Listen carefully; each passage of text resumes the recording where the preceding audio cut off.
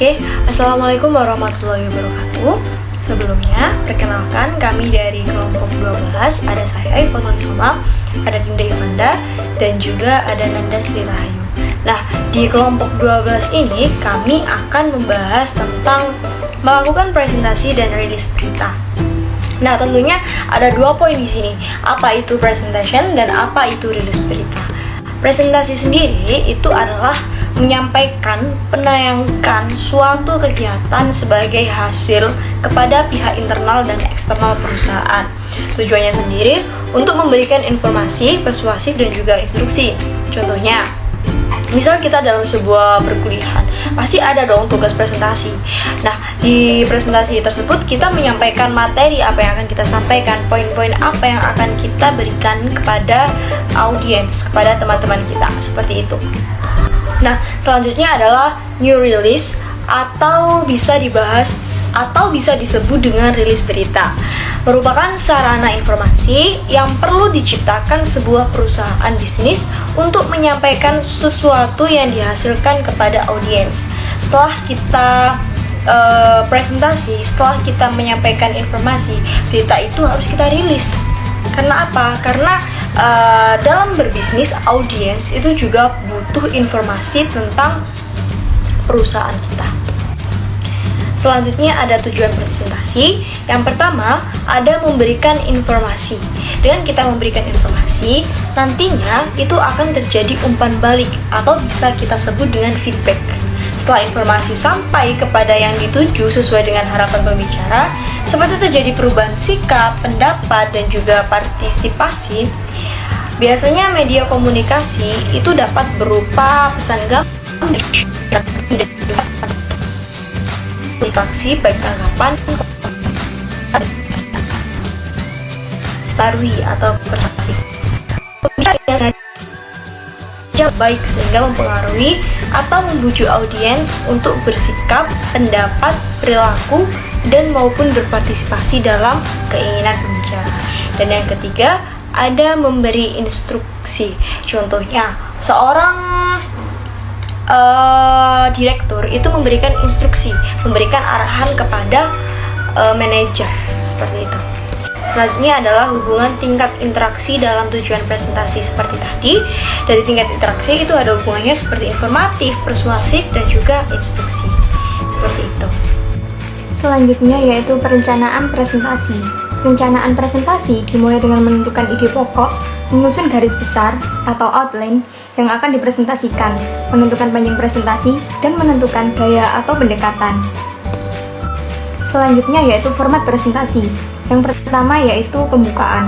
Bagian pembukaan presentasi berisi atau bertujuan untuk mendapatkan perhatian dari audiens, membangun kepercayaan diri, dan mempersiapkan audiens. Untuk itu, perlu disusun secara menarik perhatian, intensitas yang terukur, gerakan penyajian, suasana keakraban, baru, suasana humor, tegang, membangun kredibilitas, dan peninjauan audiens. Yang kedua yaitu isi. Bagian isi atau batang tubuh presentasi merupakan bagian terpenting yang merupakan latar belakang, pokok pikiran, alasan-alasan, dan kesimpulan. Oleh karena itu, penyajian agar menyusun bahan presentasi dengan struktur yang jelas, urutan dan pembahasan yang mudah dipahami. Yang ketiga yaitu penutup. Bagian penutup presentasi merupakan simpulan atau ide pokok yang disampaikan. Penutup dapat berupa ringkasan pengulangan pokok pikiran, menggarisbawahi tahap selanjutnya, dan menutup pesan positif. Penggunaan visual aids. Manfaat penggunaan visual aid yaitu yang pertama, menyederhanakan materi yang kompleks agar mudah dipahami oleh audiens dengan membuat skema atau gambar. Yang kedua yaitu membantu pembicara dan audiens untuk mengingat informasi penting dari setiap presentasi yang telah dilakukan. Kelancaran pembicara dalam menyampaikan materi perlu didukung oleh audiens yang mengingat informasi yang disampaikan dalam setiap presentasi. Yang ketiga, yaitu menciptakan daya tarik presentasi, sehingga audiens tidak merasa bosan dan monoton. Melalui presentasi, maka perhatian audiens berpindah dari setiap pembicara penyaji. Untuk itu, dalam penyusunan visual aid, presentasi dapat dibentuk menjadi tulisan dan bentuk grafik, seperti bentuk garis, diagram lingkaran, diagram batang, diagram organisasi, dan diagram peta yang disesuaikan dengan kebutuhan. Media presentasi visual aid yang dipilih seperti handout yang menggunakan komputer dan papan tulis. Rilis berita. Rilis berita merupakan informasi yang didesain sedemikian rupa untuk mencapai audiens yang lebih luas melalui publik atau surat kabar.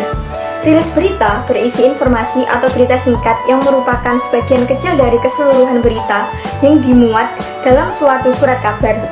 Sebagian dari informasi yang dipublikasikan kepada khalayak, rilis berita harus mengandung informasi yang layak untuk disiarkan secara luas dan memiliki potensi untuk menarik perhatian publik. Jika memungkinkan, rilis berita dapat dilengkapi dengan gambar atau foto agar lebih menarik. Untuk selanjutnya, perencanaan dan menyusun rilis berita. Dalam merencanakan dan menyusun rilis berita, langkah-langkah berikut bisa dijadikan pedoman agar tujuan komunikasi melalui media publik dapat tercapai. Yang pertama, menentukan subjek yang akan dirilis. Yang kedua, menentukan dan menganalisis audiens yang akan dituju. Yang ketiga, memastikan bahwa berita mengandung informasi yang layak disebarkan kepada publik melalui media massa. Yang keempat, memperkirakan reaksi audiens, kemudian terjadi pro dan kontra. Yang kelima, menyusun rilis berita menggunakan pendekatan langsung.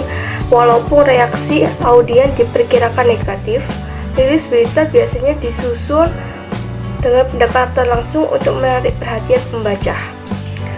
Hal-hal yang perlu diperhatikan dalam membuat rilis berita adalah: yang pertama, sedapat mungkin penggunaan kalimat dan paragraf pendek dan hindari penggunaan kalimat menjemuk. Yang kedua, pastikan kebenaran nama orang, nama tempat, nama organisasi, jabatan, tanggal, dan jumlah. Yang ketiga, jika harus menyebutkan nama atau menyertakan foto seseorang atau organisasi, mintalah izin terlebih dahulu kepada yang bersangkutan. Yang keempat, cetaklah di atas kertas besi dengan lockout, margin, jenis, huruf, ukuran huruf, dan spasi yang sesuai dengan standar media.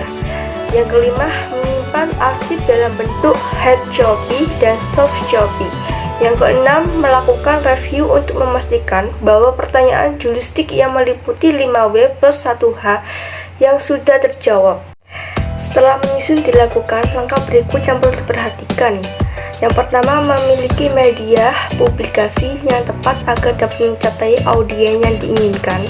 Yang kedua, menentukan waktu publikasi yang tepat. Yang ketiga, mempersiapkan berbagai kemungkinan untuk mengatasi rekan audiens. Syarat-syarat rilis berita yang baik. Editor bisnis biasanya merilis berita yang menentukan kriteria sebagai berikut. Yang pertama, timeliness. Apakah peristiwa tersebut terjadi sekarang? Peristiwa terkini akan lebih menarik perhatian publik. Yang kedua, proximity. Apakah peristiwa tersebut masih terjadi dalam jangkauan pembaca? Surat kabar biasanya memiliki target segmen pembaca tertentu. Bagi berita yang disajikan tentu saja harus sesuai dengan target pembacanya, baik mencakup lokasi atau wawasan. Yang ketiga, importance. Apakah peristiwa tersebut penting bagi pembaca akan menyukai berita-berita yang memang sesuai dengan kepentingannya? Apakah peristiwa tersebut sesuai dengan kebijakan editor? Berita disajikan dalam suatu surat kabar selalu diseleksi kesesuaiannya dengan misi, visi, dan tujuan surat kabar yang tersebut atau dengan topik utama yang telah ditetapkan dalam setiap edisi. Mungkin itu saja yang dapat kelompok kami sampaikan. Terima kasih. Wassalamualaikum warahmatullahi wabarakatuh.